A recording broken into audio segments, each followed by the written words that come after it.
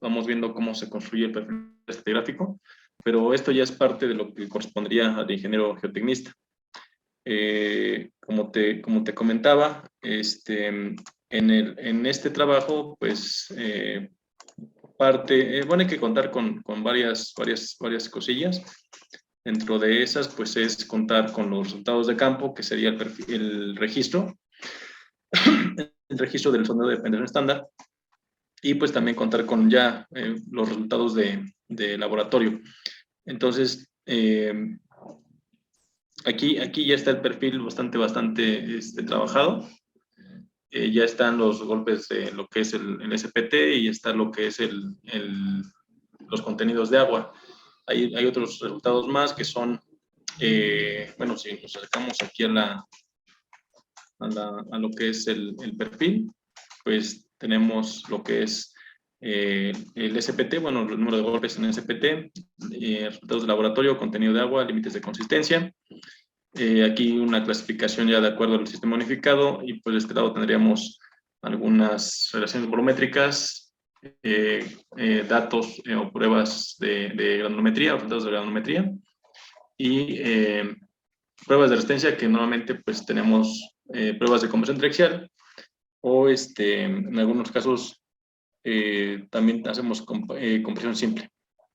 Entonces, una vez que ya se definió todo este trabajo de SPT, que si no mal recuerdo aquí lo tenemos, acuérdate que que en el perfil nosotros pasamos los 30 centímetros intermedios, que son los que más nos interesan para el análisis, que son los más representativos. Esto porque pues ya hemos comentado que durante la ejecución del ensayo, en campo se hace lo que se conoce como el lavado del perfil, el lavado del barreno, que es romper con broca tricónica para, eh, para quitar un poco de los caídos que se tienen de las paredes hacia el interior del barreno. Entonces, por eso es que normalmente los 15 centímetros primeros y los 15 centímetros finales de cada SPT, por eso es que digamos, no se toman en cuenta, y solamente se toman en cuenta los 30 centímetros intermedios. Por eso es que en el perfil, pues aquí vas a ver que en la muestra 1, en los 30 centímetros intermedios dice 50. Por eso es que aquí tenemos 50, ¿no? Ahí, como llegaron a los 50 golpes y en un espesor de 45 centímetros, normalmente eso indica que son estratos bastante, o al menos ese ensayo registró golpes altos. Por eso es que se detuvo el SPT y se decidió romper con broca tricónica hasta los 60 centímetros. Por eso es que desde 45 centímetros a 60 centímetros tenemos avance con broca tricónica. Entonces, eso ocurre en algunos casos en la Ciudad de México, en algunos casos más en la zona de transición y zona de lomas. Cuando tenemos golpes altos o muy altos, es decir, más de 50 golpes, hay veces que más por conveniencia de la ejecución, por rapidez, se detiene el SPT y se comienza a hacer lo que es el romper el suelo, el barreno con broca tricónica en un espesor, que en este caso pues es hasta de 45 centímetros a 60 centímetros. ¿Ok? Se rompe con broca tricónica, se detiene la broca, se saca la broca, se instala o se coloca nuevamente el penetrómetro y nuevamente se hace SPT. ¿Ok? Bueno, si quieres, vamos viendo si tienes alguna duda, detengo tantito y respondemos. ¿Ok? Sí, ingeniero. Bueno, entonces, pues aquí todavía ya están indicados en la parte derecha lo que es el SPT. Date cuenta que tenemos 50 golpes, después 23, luego 13 y 1, que es lo que corresponde con el registro. 50, 23, 13, 1. Aquí se metió un tubo Shelby, un tubo de pared delgada, que es el que se refleja aquí. Normalmente cuando se hinca un tubo de tipo Shelby ya no hay registro de SPT en esa profundidad y en ese espesor. Entonces, por eso es que aquí indicado el tubo Shelby 240-340, es decir, el tubo Shelby tuvo una longitud de 1 metro. En ese metro, pues no se tiene número de golpes y pues nuevamente se empieza a tener registro de golpes después del tubo Shelby que fue a 340. Y normalmente, pues los tubos Shelby pueden tener longitudes, a lo mejor comerciales, de 60 centímetros hasta 1 metro. Entonces, aquí en este caso, pues fue de 1 metro. Después de que se hinca el tubo Shelby, pues nuevamente se saca el tubo Shelby, se vuelve a cambiar el tubo por el tubo partido y nuevamente se comienza con el SPT.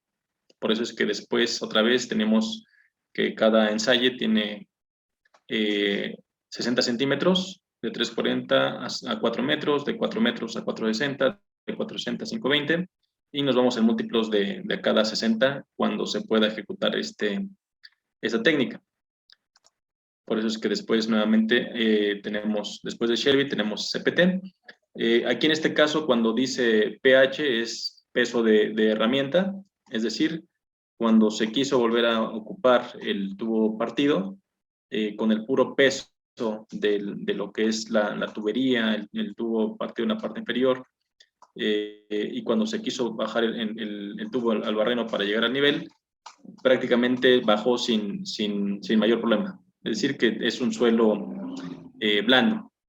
¿Ok? Por eso registra pH. En algunos casos indicará PM, que es peso de martinete, que es básicamente es algo muy similar, en el cual pues se tiene la tubería, pero cuando bajan o cuando hacen el golpeo con el martinete nada más para acomodar el tubo o la tubería, baja otra vez y penetra los 60 centímetros.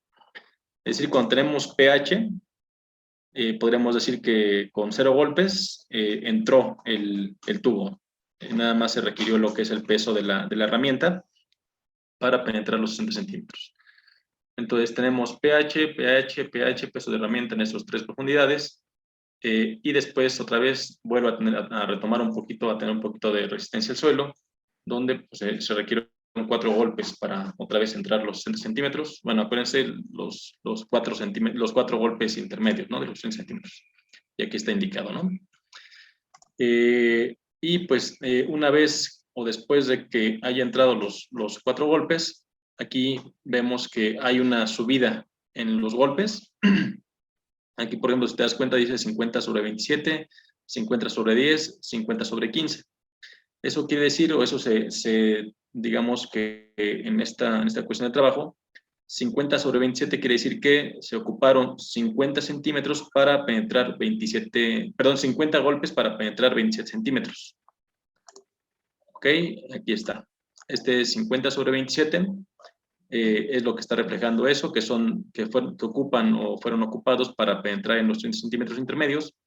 Aquí para los primeros 15 fueron 17, pero para los 30 centímetros intermedios se ocuparon 50.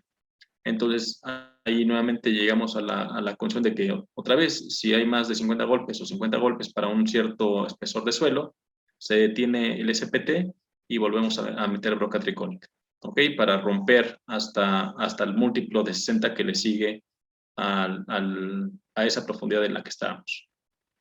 ¿Ok? Por eso aquí dice 50/27. Entonces, ahí para terminar, digamos, los 30 centímetros intermedios, faltaban 3 centímetros y todavía nos faltan los 15 centímetros finales. ¿Ok? Entonces, aquí se refleja aquí nosotros en el trabajo indicamos con un pequeño asterisco que se ocupó broca tricónica, que en este caso pues iría de los 627 a los 640. Ok, aquí le tuvo un pequeño error el perforista, pero aquí eran 627.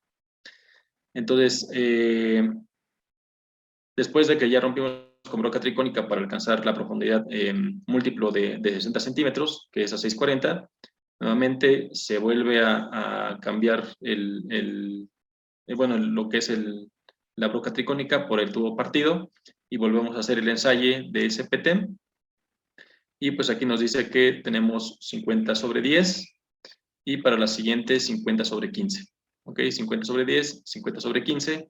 Nuevamente aquí se ocuparon 35 golpes para entrar a los 15 centímetros iniciales, pero cuando se llegaron a los 30 centímetros intermedios se ocuparon 50 golpes para solamente penetrar 10 centímetros.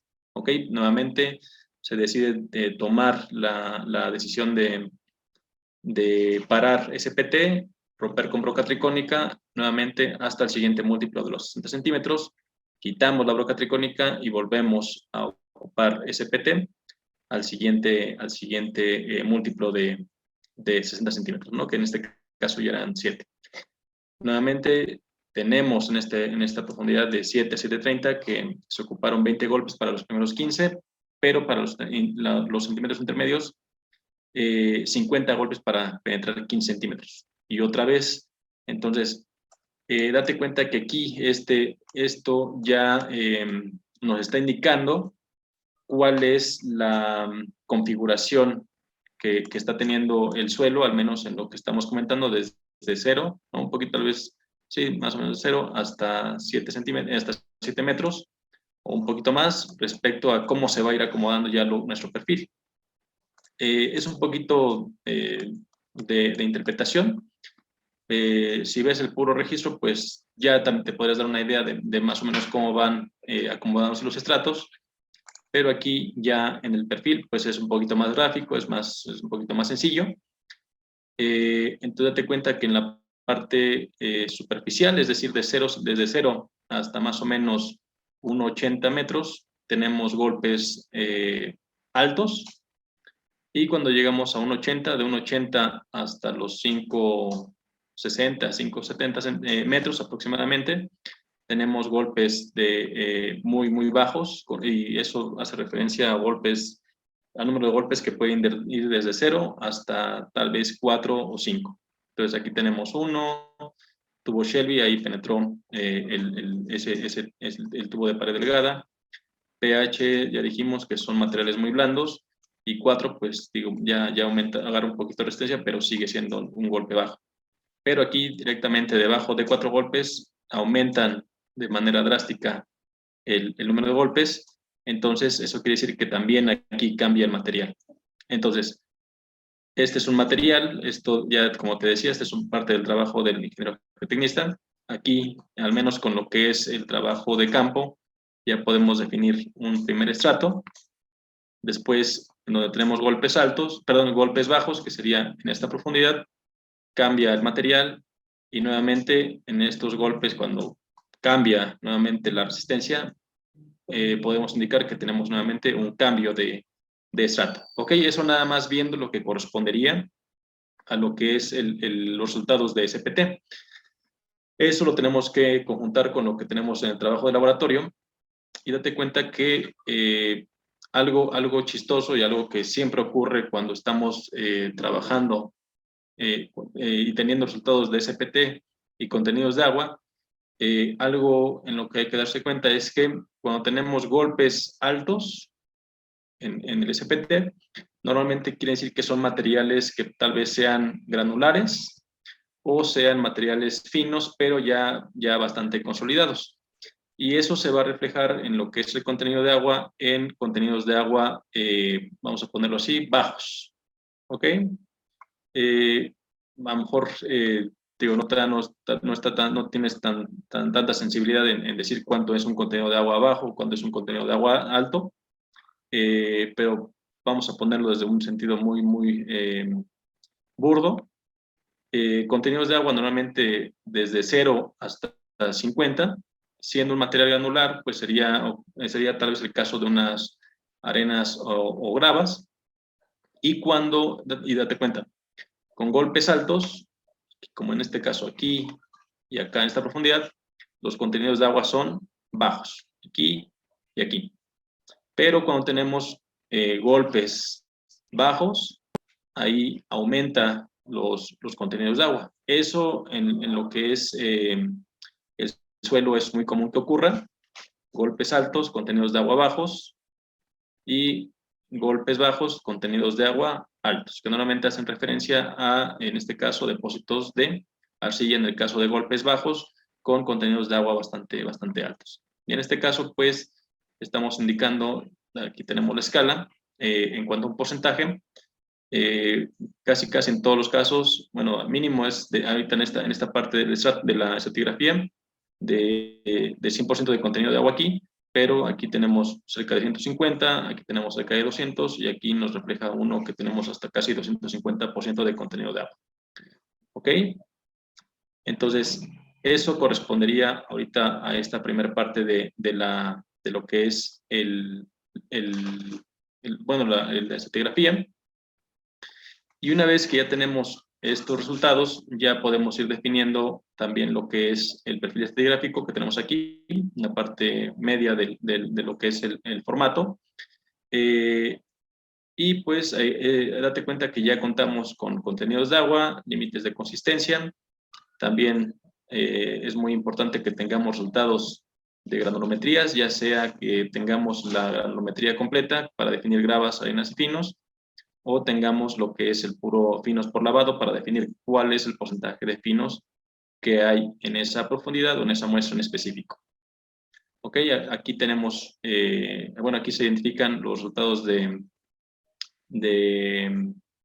bueno, relaciones volumétricas y prueba de compresión triaxial, pero como dijimos, esto ocurre para nada más el tubo Shelby, que es la muestra de tipo inalterado. ¿Ok? Es muy importante, acuérdense que, acuérdate que las pruebas de resistencia corte, que en este caso la triaxial, o si fueran consolidaciones, solamente aplican a las muestras de tipo inalterado, que son los tubos Shelby. Para todas las demás, para lo que es muestras extraídas con tubo partido, solamente van a ser lo que son las pruebas índice, ¿no? Las índice son las contenidos de agua, límites de consistencia y granulométricas. En este caso, este sondeo fue hecho en un terreno en Ecatepec, Ecatepec, Tecámac, por ahí es este terreno.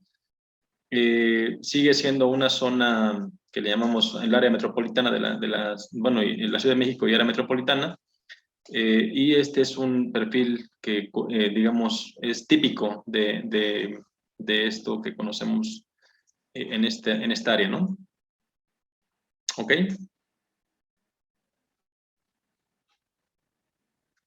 Vale. Bueno, ¿qué más hay que identificar? Esto ya es, como te decía, una parte de trabajo del tecnista, es parte del trabajo, en donde nosotros vamos a definir con este esquema la estratigrafía que nos vamos a estar trabajando ya en los análisis que vayamos a realizar, dependiendo de la obra.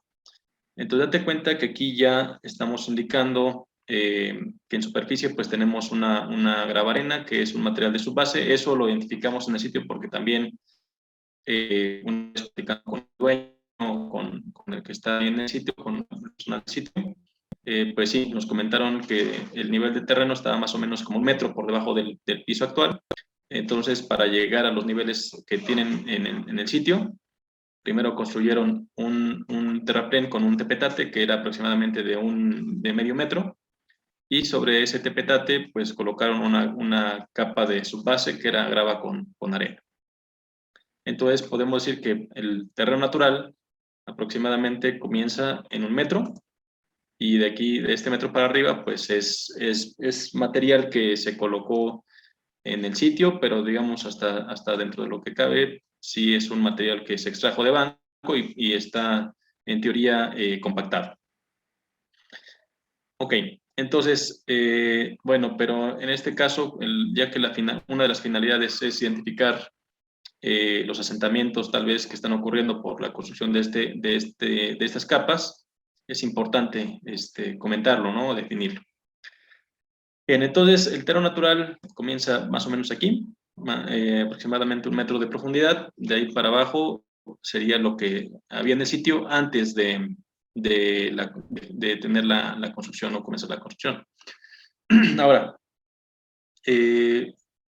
aquí en este caso, pues ya indicamos el tipo de material en el perfil.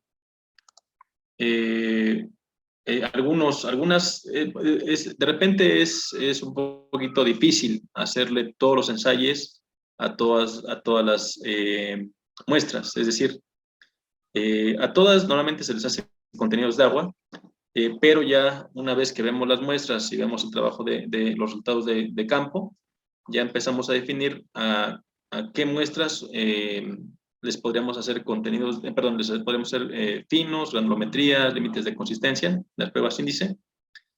Entonces, algo muy importante es ver las muestras porque de ahí podemos ver la coloración y esa coloración digamos, en el laboratorio o ya desde lo que es la parte de gabinete, pues nos da una idea de cuál es la conformación de los estratos. Entonces, esto se ve reflejado, como te comentaba, al menos en lo que es el formato de Excel. Ahorita tenemos también esos resultados. Y pues ya, normalmente en este formato, pues ya vamos indicando cuáles son la coloración que tiene el material o las distintas muestras. Cambiarle la escala. Ahí está. Bueno, aquí está, digamos, resumido, pero aquí le podemos poner que muestren las celdas. Y aquí están todos digamos, los resultados que se fueron obteniendo en el laboratorio. Pues cápsulas, número peso de cápsula más suelo húmedo, peso de cápsula más suelo seco. Y aquí en este mismo formato, pues nosotros definimos cuál es el resultado para lo que es el fino por lavado. Y como te das cuenta, pues no a todas les hacen finos por lavado, solamente a algunas, que serían, digamos, ya decisión de nosotros, a cuáles se les hace esos ensayos. Entonces, aquí pues date cuenta que en la coloración vamos definiendo cuáles son los posibles estratos. Aquí, por ejemplo, tenemos la muestra 4 y 5, una arcilla color gris. Después, entre la muestra 6 y la 8, una arcilla color gris a café claro. Entre la muestra 9 y la muestra 11, pues ahí una arena fina media limosa color gris. Bueno, aquí tal vez este material, este limo, es un depósito de otro material que es distinto a este que tiene arriba y este que tiene abajo. A lo mejor es una intercalación, pero de repente sí se ve bastante marcado cuál es la coloración y cuál es el posible estrato del que estamos hablando para su identificación. Date cuenta que aquí de la muestra 2 a la muestra 14, pues tenemos un limo color gris claro, blanco, y después pues ya vienen algunos cambios de coloración. Aquí, por ejemplo, ya dice color gris oscuro desde la muestra 15 a la muestra 18, pero este ya está desde 960 hasta 1180. ¿Ok?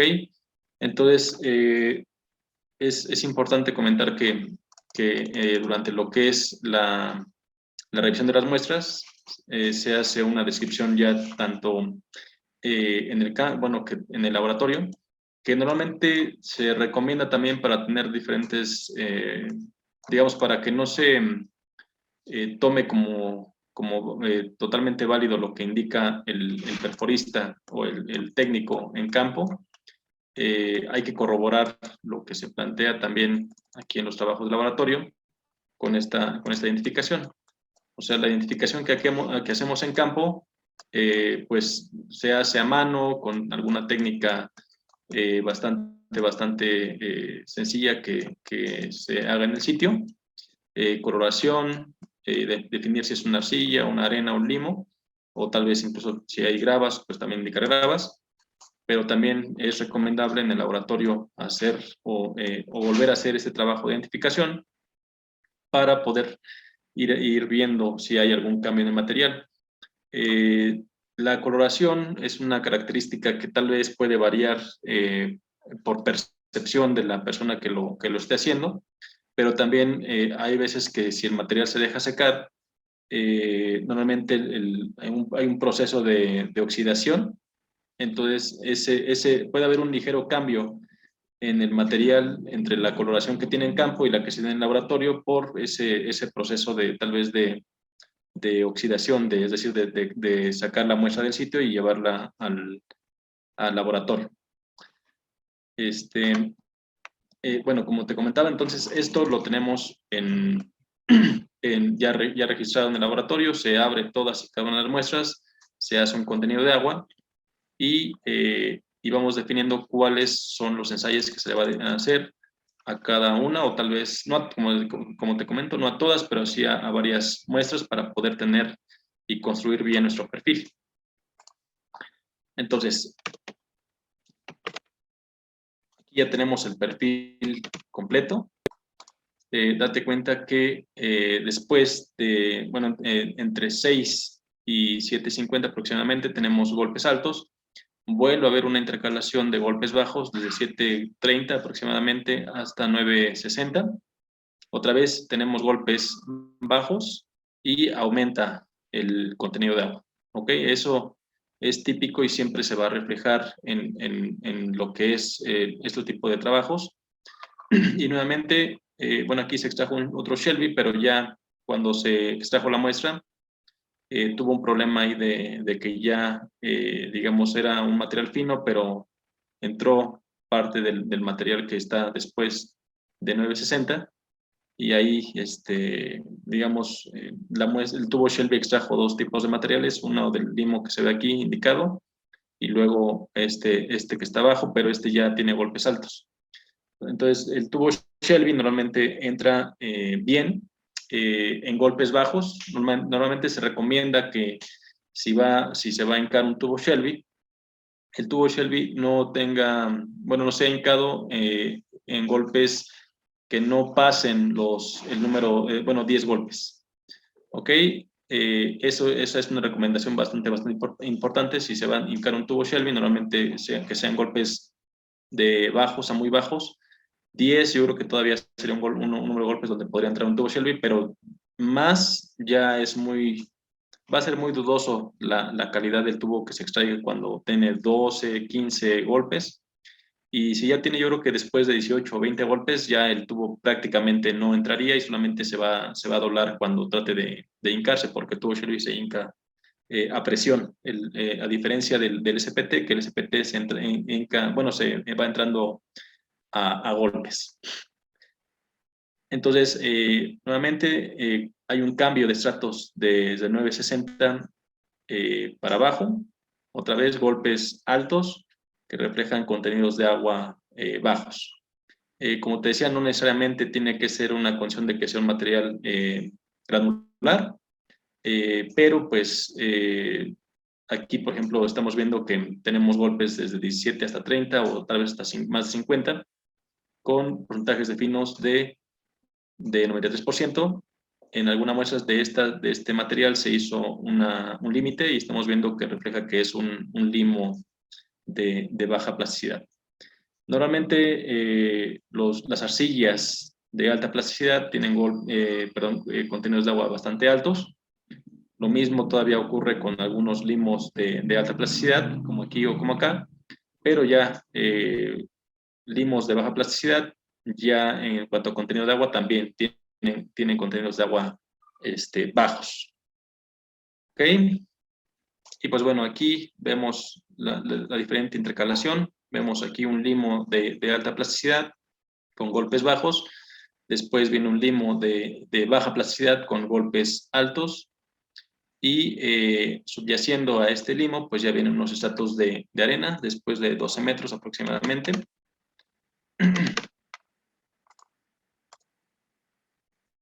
Ok, nos quedamos como por aquí. Entonces, date cuenta, golpes bastante altos, con contenidos de agua bajos. Acuérdate que esta línea refleja, para esta escala que tenemos, 50%, esta 100, 150, 200 y 250.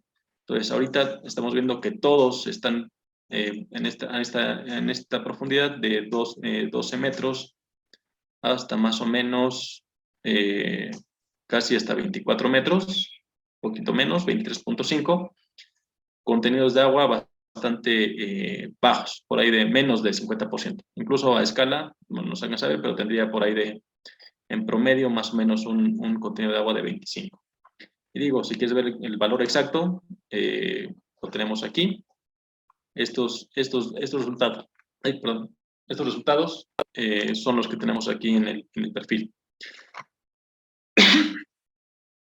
Y bueno, aquí vemos nuevamente que hasta 24 metros aproximadamente tenemos contenidos de agua bajos. Se hicieron algunos límites de consistencia, algunos resultados de finos por lavado o granulometrías completas, en donde ya vemos que hay intercalación aquí primero de limo, después arenas, nuevamente cambia a limos, aquí incluso es arcilla, vuelve a haber otros estratos de arcilla. Y para la parte más profunda, que este fue un sondeo a 30 metros, después de la arcilla, nuevamente cambian los materiales. Aquí habría un limo color gris claro a blanco de alta plasticidad. Aquí nuevamente, si te das cuenta, vuelven a aumentar los contenidos de agua, bajan, no mucho, pero sí bajan los golpes. Aquí teníamos 50 golpes, aquí bajan a 25, 39, 42. Entonces aquí se refleja nuevamente, si bajan los golpes, aumenta el contenido de agua. Tenemos o pasamos de una arcilla a un limo y nuevamente aquí pasamos, vuelven a aumentar los golpes, pero en este caso el material es un material arcilloso, se corrobora con los límites de consistencia y con los finos por lavado. ¿Ok? Entonces, esto que estamos viendo aquí ya sería parte de lo que es esto que es lo que indica como clasificación, es el conjuntar lo que es el número de golpes o lo que es el resultado de los trabajos de campo con los trabajos de laboratorio. Aquí algunos comentarios que ya corresponden al diseño. Podría ser que también tú definas, a lo mejor, ya es decisión del geotecnista y toma en cuenta que tal vez alguien más lo va a estar revisando, pero a lo mejor tú podrías indicar, digo, por coloración, se nota la diferencia entre este material y este material, incluso por los límites de consistencia. El límite líquido que tenemos aquí para este material es un poquito menor que el que tenemos para acá. Entonces, desde el punto de vista de ingeniería geotécnica, pues tal vez sí sea conveniente hacer esa diferenciación. Aquí tendríamos resultados de este material, nada más que de este no. A fin de cuentas, lo que vamos a tener que hacer en algún punto es dar ya alguna propuesta de los parámetros que pueda tener o algunos estratos con los que estemos trabajando. Aquí a lo mejor convendría a lo mejor subirlo un poquito más, algo así más o menos, y dejar el limo que tenga un poquito más de espesor, algo así. Aquí hay que ajustar un poquito también la descripción para que esto de plasticidad va junto. Ahí está. Y bueno, aquí habría que ajustarle a lo mejor para que no invada otras descripciones, a lo mejor reducir un poquito el tamaño de letra y así. Y bueno, en lo que corresponde a materiales finos, limos y arcillas, normalmente la propiedad que define qué tan duro o qué tan blando es el material, en el caso de materiales finos, que son limos y arcillas, normalmente es la consistencia. ¿Ok? Por eso es que en este caso decimos que es un limo color gris de consistencia media. El medio lo sabemos por el número de golpes que tiene. En este caso, el material de arcilla tiene golpes bajos, por lo tanto, estamos indicando que es una consistencia muy blanda y además que es de alta plasticidad. Normalmente, esa es la recomendación que se debe de hacer respecto a la definición de los tipos de materiales. Primero, indicar el material, es decir, en este caso, si es una grava, arena, limo o arcilla, que en este caso es una arcilla. Después indicar la coloración, que en este caso es color gris claro. Ahí podría indicarse también después la consistencia y después lo que es la plasticidad. Aunque pues también no hay problema si se indica el material, el color, la plasticidad y por último la consistencia. Ok, pero esas serían tal vez 4 cosas que podrían indicarse para materiales finos, pero podrían indicarse alguna otra cuestión como comentario. En algunos casos podría indicarse si tienen tal vez materia orgánica o no en descomposición o en presencia de este material. A lo mejor también de repente hay intercalaciones de otros colores o tal vez en algunos casos se ven algunas acumulaciones de carbonatos, pero bueno, eso ya serían comentarios hasta el final de esto, pero lo principal es en materiales finos indicar esas características: material, coloración, plasticidad y consistencia. Y en materiales granulares, en el caso de gravas y arenas, aquí ya que estos materiales no tienen plasticidad o normalmente no son materiales plásticos, la identificación sería definir el material. En el caso de las arenas, pues sí valdría la pena indicar si es arena fina, media o gruesa, o en este caso como está indicando que es arena fina media, limosa, porque el porcentaje de finos pues es mayor a 12%, coloración, y a diferencia de los materiales finos, en vez de consistencia, su característica que define si es un material, qué tan bien están acomodadas sus partículas, pues es la compacidad, que puede ser de una compacidad muy suelta a una compacidad muy densa. Cuando es una compacidad muy densa, es que el material, podríamos decir que las partículas están muy, muy bien acomodadas entre sí, alcanzando un buen acomodo. Y cuando tenemos lo opuesto, que es cuando tenemos una compacidad muy suelta, pues hay muchos vacíos que están dejando las partículas minerales en su acomodo. Por eso es que estamos viendo arcilla, coloración, consistencia, plasticidad. Aquí como ejemplo, otra vez, material que es limo, material fino, coloración, consistencia, plasticidad. Aquí otro ejemplo de material fino, limo color gris, otra vez, limo es el material, coloración, consistencia y plasticidad. ¿Ok? Y esto pues lo podemos ir definiendo para cada uno de los materiales. Aquí vemos que otra vez tenemos un material fino, coloración, consistencia, plasticidad, y aquí tenemos un cambio con materiales granulares, que serían arenas, arena fina, color gris. Aquí tenemos otra arena que es a percepción arena fina media, de compacidad densa a muy densa.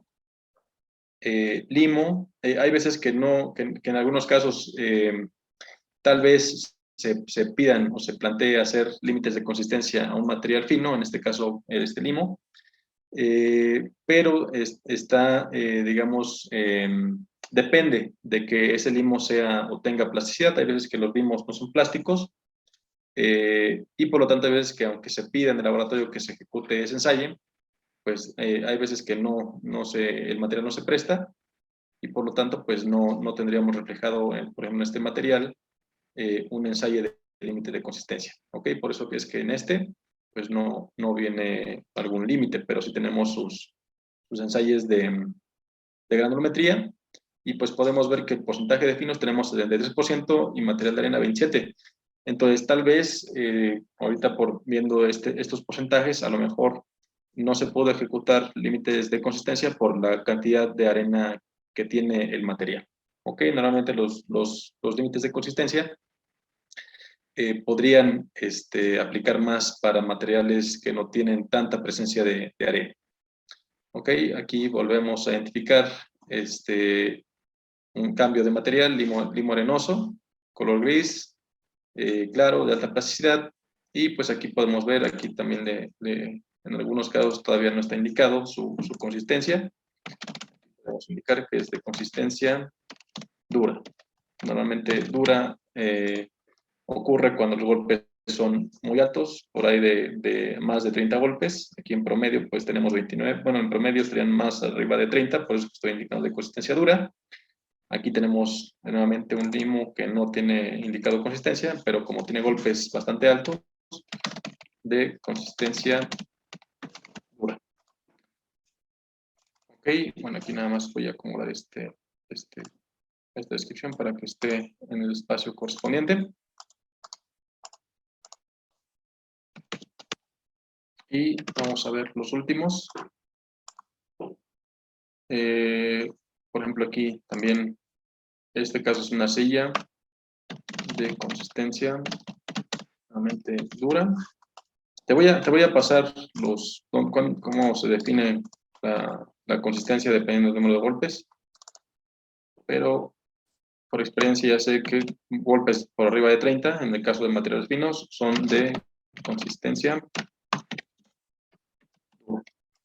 Ok, aquí nuevamente es un limo, material fino, entonces de consistencia dura.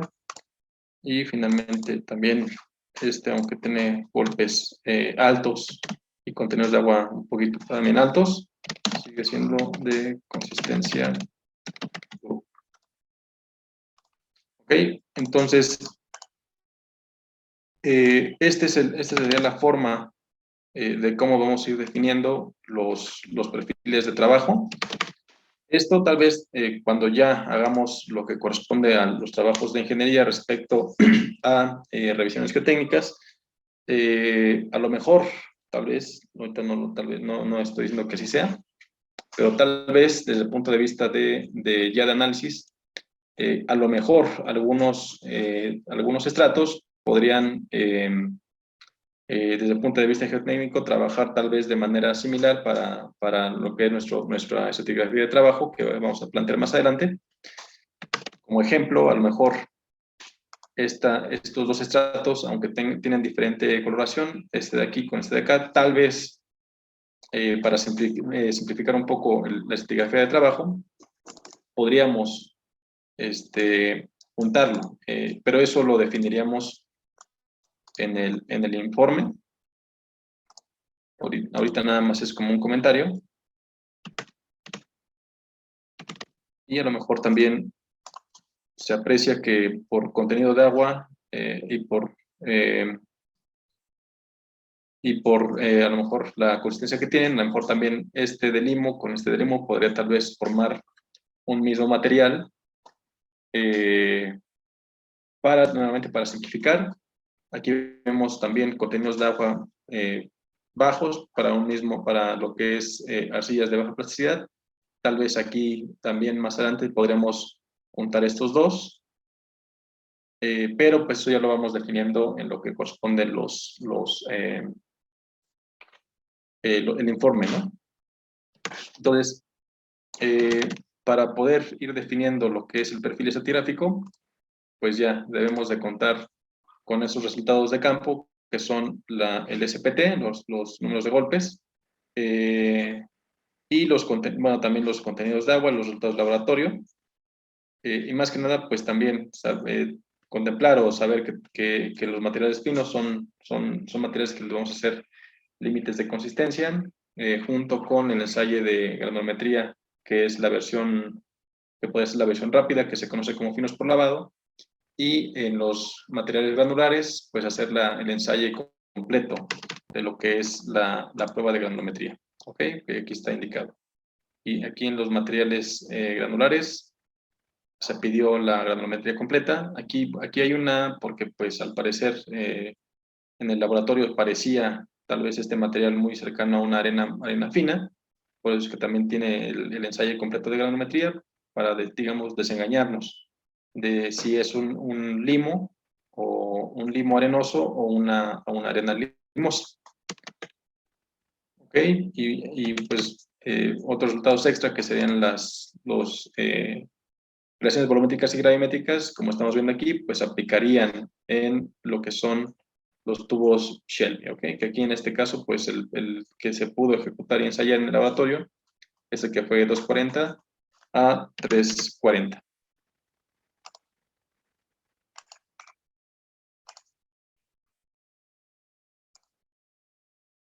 Vamos